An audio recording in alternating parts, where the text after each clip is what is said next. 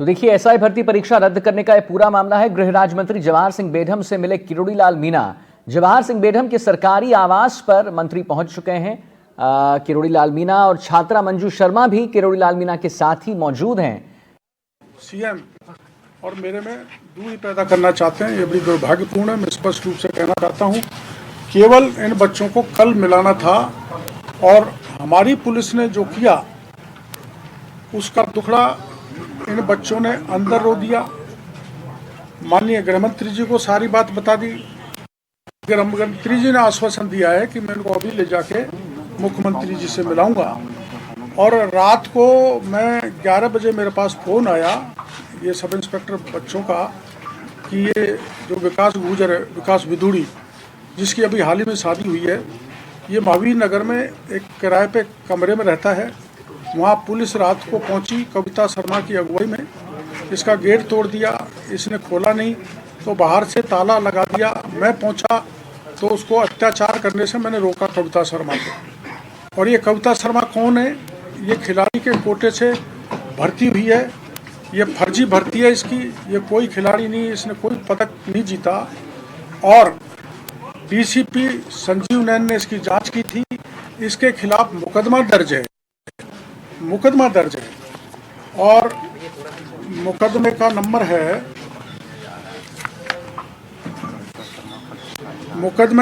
625/2017। जांच एटीएस ने की है और एटीएस ने यह प्रमाणित किया है कि ये कविता शर्मा दोषी है। और 2017 की जांच हुई है। इसके खिलाफ कार्रवाई करना तो दूर की बात, इसको जयपुर जैसे महानगर में एक थाने का इंचार्ज बना रखा है। 16 सीसी जिसके खिलाफ मुकदमा दर्ज होता है या चार्जशीटेड होता है, उसको कोई फील्ड पोस्टिंग नहीं मिलती है। इसने रात को अत्याचार किया। एक लड़की जो कुंवारी है, ये गाजी की रहने वाली है, अपने सब इंस्पेक्टर आरएस की परीक्षा की सब इंस्पेक्टर आरएस की परीक्षा की तैयारी कर रही थी। इसका कोई दोष नहीं है। इसको ये घर पे 3 मेल और कविता खुद गई, इनसे धक्का मुक्की की, बाप को कुछ जवाब बताया नहीं और रात के कविता शर्मा ले गई। घंटों तक इसको गाड़ी में बैठाए रखा।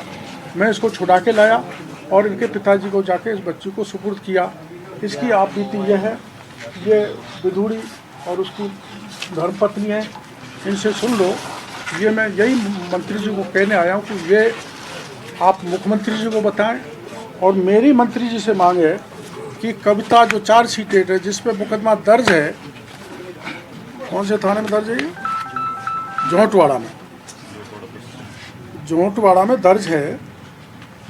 और एक महिला के फ्लैट और ज़मीन पे कब्जा कर रखा है।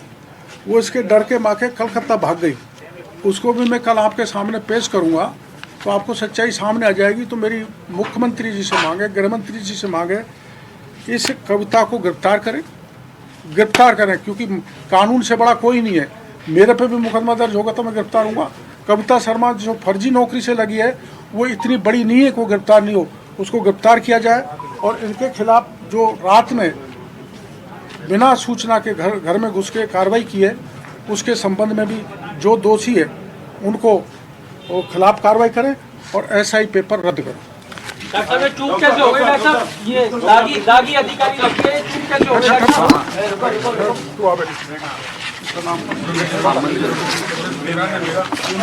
आपका नाम बताओ और क्या घटनाक्रम हुआ पूरा बताओ। भाई नीचे रहो यार, मास्क हटाओ, मास्क आगे आवाज आएगी। मास्क थोड़ा तेज बोल दो, मास्क हटा लो, मास्क हटाओ यार। चलो जैसे कंफर्टेबल हो बोल दो।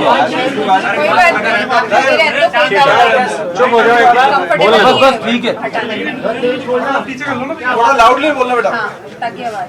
ये मंजू शर्मा है, इसके पिताजी का नाम मूलचंद शर्मा है, थाना गाजी के रहने वाले हैं। इसके पिताजी भी पुलिस में हैं, जयपुर में ही पोस्टेड है। उसने सब इंस्पेक्टर, उसने हाथ जोड़ के प्रार्थना की, मैं भी पुलिस में हूँ, कोई बात है तो मेरे को बता दो। उनकी नहीं मानी और धक्का देकर इसको हिरासत में ले लिया। मैं इसको छुड़ा के इनके घर ले गया तो पिताजी महेश नगर थाने में गिड़गिड़ा रहे थे। मैंने फ़ोन करके उनको बुलाया और इस मंजू शर्मा को मैं उनको सुपुर्द करके आया हूँ। जब मैं लाया हूँ, जब मेरे फ़ोटो भी खींचे उसने भी गाड़ी के सामने खड़ा होकर, कविता शर्मा ने मेरे से भी जद्दोजहद करने की कोशिश की है। और ये तेरा क्या नाम बेटा? अनीता गुजर, ये रहने वाले बौली के हैं। थोड़ा पीछे हो ना। ये अभी इसकी शादी हुई है इस विदुरी की, विकास की, और इनके घर जाके तोड़ फोड़ की, जबरन घर में घुस के आए थे वो अंदर। बोलो एक एक करके आप शुरू कीजिए। मैं तो पढ़ाई कर रही थी, मुझे तो कुछ आइडिया ही नहीं था क्या हुआ है, क्या हुआ क्या नहीं हुआ। 11 बजे सडनली मेरे को आवाज़ आई कि हाँ शायद कोई बाहर है, तो मैंने ना गेट खोला तो वहाँ पे देखा कि मैडम थी और 4 कांस्टेबल थे। तो उन्होंने बोला कि आपको हमारे साथ चलना पड़ेगा पूछताछ के लिए। तो मैंने उनसे पूछा कि कौन सी पूछताछ, किस चीज़ के लिए पूछताछ करनी। तो उन्होंने बोला कि हम पर भी ऊपर से आदेश आए हैं, तो हमें तो आपको पूछताछ के लिए लेके जाना पड़ेगा। तो मैंने बोला पिताजी को मुझे इन्फॉर्म करना पड़ेगा, पिताजी ऊपर सो रहे हैं। तो वो ऊपर पापा को वहाँ पे कि आपकी बच्ची को लेके जा रहे हैं। तो उन्होंने, पापा ने भी पूछा कि हाँ किस चीज़ के लिए लेके जा रहे हैं। तो लेके कोई दिक्कत नहीं, आराम से बोलो, कोई दिक्कत नहीं है, आराम से बोलो। मैं उनको मना, मुझे बताओ तो सही किस चीज़ के लिए लेके जा रहे हो आप सब लोग। उन्होंने बोला कि नहीं हमें पूछताछ करनी है आपसे। वो मुझे ज़बरदस्ती गाड़ी में बिठा दिए कि हाँ नहीं हमें पूछताछ करेंगे। फिर मेरे को गाड़ी में बिठा के रखा उन्होंने। फिर किरोड़ी बाबा आए, उन्होंने बोला कि आप गाड़ी से उतरो, ऐसा कैसे आपने बिठा रखा है, बिना माता पिता के आप बच्ची को गाड़ी में कैसे बिठा सकते हो। फिर वो उन्होंने अपनी गाड़ी में बिठा के मुझे मेरे घर छोड़ के आए। मैं इतना डरी हुई थी, मैं अभी भी सदमे में पूरी रात नहीं सोई हूँ कि हाँ क्या हुआ है मेरे साथ, मैंने ऐसा किया क्या है। सब कॉलोनी में सब मुझे सब ऐसे देख रहे हैं जैसे पता नहीं मैंने क्या किया हो। सब ऐसे सस्पेक्ट की जैसे देख रहे हैं, सुबह से सब फोन कर रहे हैं क्या हुआ, तो ऐसे क्यों हुई। मैंने बोला ऐसी कोई बात नहीं है, मैंने तो कभी किसी चीज़ में मैंने कुछ किया भी नहीं, बस मैं ये ऐसा ही रद्द को लेके मैं थोड़ा सा इसमें वो हो गई थी। मैंने सोशल मीडिया पे अपडेट वगैरह देख लिया, पोस्ट कर दी कुछ चीज़ें, मुझे नहीं पता ऐसा कुछ होगा। पोस्ट करने सोशल मीडिया पे आपने जो पोस्ट डाला, इसका पुलिस ने आपकी परीक्षा ली? मुझे नहीं पता क्योंकि मैं तो इन्वॉल्व ही नहीं थी इन सब चीज़ों में, मुझे तो पता ही नहीं किस चीज़ के लिए लेके जा रहे हैं। उन्होंने कुछ बताया, वो तो पापा आए मुझे वहाँ से लेके मुझे घर लेके आए, छोड़ के आए। क्या पोस्ट डाला था? पोस्ट क्या डाला था? ऐसा ही बस बर्थडे ऐसे को लेके। गाड़ी में रखा 2 घंटे। आप कितनी देर तक गाड़ी में थे और गाड़ी में बैठने के बाद में भी उन लोगों की कोई बातचीत हुई है? मैंने उनसे पूछा था गाड़ी में भी कि हाँ नहीं ऐसी कोई बात है कि नहीं है, क्या मुझे क्यों लेके जा रहे हो। उन्होंने बोला मैडम हमें नहीं पता, हमारे पर भी आदेश है। मेरे पापा ये सुनते ही वो महेश नगर थाने में चले गए, उनको टेंशन हो गई। मेरी मम्मी टेंशन में अलग से थी, इतनी रात को आई, क्या करके आई है, क्या हुआ। सर ऐसे परेशान करेंगे अगर मैं सही चीज़ के लिए अगर ऐसे बोल रही हूँ और मुझे ऐसे परेशान करेंगे। मैं खुद एक स्टूडेंट, मैंने खुद नया एग्ज़ाम दिया था, मैं खुद उस चीज़ से बाहर हूँ, मुझे नहीं पता था वो ऐसा करेंगे। कोई बात नहीं, इधर आ जाओ, कोई बात कितनी बजे आई थी पुलिस?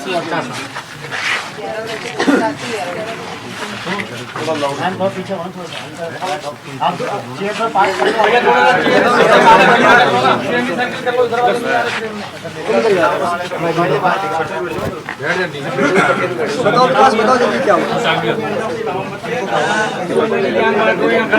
11 बजे के लगभग, एक मिनट भाई रुक जाओ, बोलो। 11 बजे के लगभग पुलिस वाले आए थे। एक बाकी आप चुप हो तो यार सारे लोग साइलेंट रह जाएंगे एक बार। अनीता गुजर, वाइफ ऑफ विकास विदुरी। हम तो सो गए थे, लेकिन 11 बजे गेट हमारा लॉक हो जाता है 9 बजे। वो 11 बजे गेट कूद के आए थे पुलिस वाले, फिर ऊपर आके हमारे गेट बजाने लगे, जोर जोर से गालियाँ करने लगे। इस तरीके से कर रहे थे, हम क्या क्रिमिनल है क्या? कोई न्याय के साथ लड़ाई करना कोई गलत बात है क्या? और बहुत गंदी गंदी गालियाँ बक रहे थे, गेट के लात मार रहे थे, खिड़की तोड़ दी, फिर बाद में लॉक लगा के चले गए थे। फिर बाबा को किसी ने इन्फॉर्म किया तो वो आए थे हमारे पास बचाने के लिए। विकास आप बताओ। सर, मैं बात इतनी सी है कि मैं एसआई भर्ती रद्द आंदोलन को लेकर थोड़ा सा सक्रिय हूँ। मेरा दोष सिर्फ इतना सा है, मेरी बहन मंजू का दोष इतना सा है कि इस भ्रष्टाचार के खिलाफ हम आवाज उठा रहे हैं। और हमारा दोष यह है कि जो सरकार ने रिकमेंडेशन की, हम उसी बात को दोहरा रहे हैं कि आपकी सरकार ने जो जांचें कर दी, एसओजी, पीएचक्यू और एजी ने जो सब कुछ कर दी, सरकार को रिकमेंड कर दिया, तो आप उस पर कार्रवाई क्यों नहीं कर रहे? जब पिछले 4-5 दिनों से हम इतने डरे हुए हैं, सहमे हुए हैं, हर बार फोन किया जाता है, धमकियां दी जाती है। और रात को जब कल ये 11-11:15 बजे ये लोग आए तो गेट फांद कर आए, फिर ऊपर चढ़े तो इन्होंने गेट को तोड़ने का पूरा प्रयास किया, लात मारी, एक खिड़की को पूरा तोड़ दिया। और जब हम डरे हुए सहमे हुए थे तो हम निकले नहीं। मैंने मेरे मित्र को सूचित किया, उन्होंने किरोड़ी बाबा को सूचित किया, तब जाके बाबा आए और तब तक वो बाहर से लोग आके चले गए थे। हमारा दोष इतना सा है कि हम ये न्याय की गुहार लगा रहे हैं, बस इतना सा दोष है क्या हमारा कि हम न्याय के लिए नहीं लड़ सकते क्या? कि एसआई भर्ती में इतना बड़ा घोटाला हो गया, जब 30 दिन पहले पेपर लीक हो गया। मुख्यमंत्री जी की मैं भाषण सुनता हूँ, आए दिन कहते हैं कि अभी बंसी बजी है, चक्कर चलना बाकी है। तो मुख्यमंत्री वो चक्कर हमारे युवाओं के ऊपर मत चलाओ। हम लाइब्रेरी में और बैठकर पढ़ने वाले स्टूडेंट, वो चक्कर चलाना है तो उन आरपीएससी के मेंबरों के ऊपर चलाओ, जिनका नाम एसओजी ने अपनी चार्जशीट में दे दिया है। उन अध्यक्षों के ऊपर चलाओ, उन पर कार्रवाई करो ना। हम आम छात्र पर क्यों कार्रवाई कर रहे हो आप? कल दर्जनों छात्रों को अलग अलग जगह से उठाया।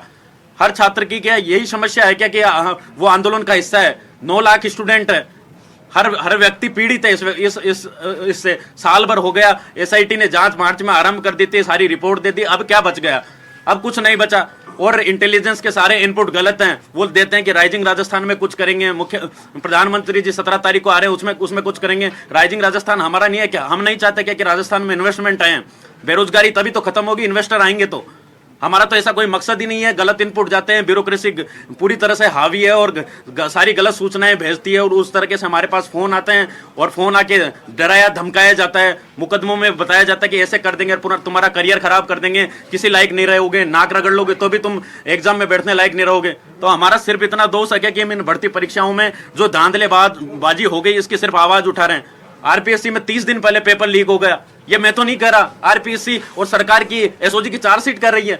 करो ना आप उन पर कार्रवाई, उन पर क्यों कार्रवाई नहीं करते?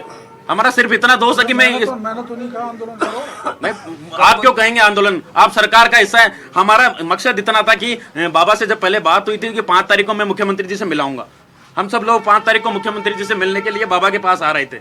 उससे पहले इनको क्या पता कौन से भगवान ने इनको इनपुट दे दिया, ऐसा इनपुट की राइजिंग राजस्थान में कुछ करेंगे। अभी 9, 10, 11 को होना है। हमारा ऐसा कोई मकसद ही नहीं है प्रधानमंत्री जी की सभा में ये लोग कुछ करेंगे। हमारी यही काम रह गया कि हम लाइब्रेरी में बैठकर पढ़ने वाले स्टूडेंट, हम ये धरना प्रदर्शन करने के लिए थोड़ी बने। जब चार्जशीट में नाम आ गए तो आप उन लोगों पर कार्रवाई करो। हमें क्यों प्रताड़ित करते हो?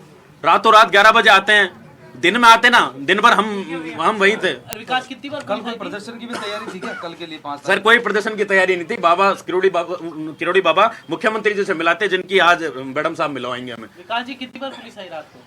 रात को एक ही बार आई थी।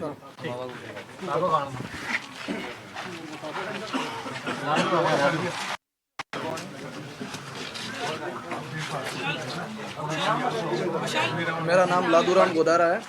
बात ऐसी है साथियों कि जब मैं और मेरा भाई साथी विकास बिदुड़ी जब दोनों टंकी पर चढ़े थे तो 3 दिन हम भूखे प्यासे टंकी पर रहे, तो जयपुर में सरकार का कोई नुमाइंदा हमारा हाल पूछने नहीं आया। 2 साल से अपने भाई जगमोहन मीणा का चुनाव छोड़ के डॉक्टर किरोड़ी लाल जी हमारी सुध लेने वहाँ आए। पूरा आश्वासन दिया था कि भाई आप लोग जो है नीचे उतर जाओ और मैं जो है मुख्यमंत्री जी से आपकी मुलाकात करूँगा। उसके बाद जो है थोड़ा वक्त लंबा बीत गया, हम लोग भी थोड़ी तबीयत खराब थी, बीमार हो गए थे। तो हम जो है अभी 1-2 दिन पहले डॉक्टर साहब से मिलने के लिए गए थे कि साहब आपने हमें आश्वासन दिया और सरकार हमारी कोई सुध नहीं ले रही, आप हमारी मुलाकात कराओ।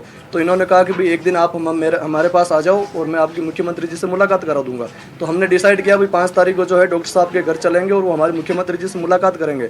लेकिन पता नहीं किन लोगों ने जो है आईपी के पास में जो पुलिस प्रशासन के बाद में गलत सूचना पहुँचा दी कि ये लोग जो है राइजिंग राजस्थान में ऐसा करेंगे नहीं करेंगे। ना हमने कोई इसके खिलाफ पोस्ट करी ना कुछ नहीं किया। हम केवल और केवल हमारे साथियों से निवेदन कर रहे थे कि 5 तारीख को जो है डॉक्टर साहब के पास चलेंगे और सीएम साहब से मुलाकात कराएंगे।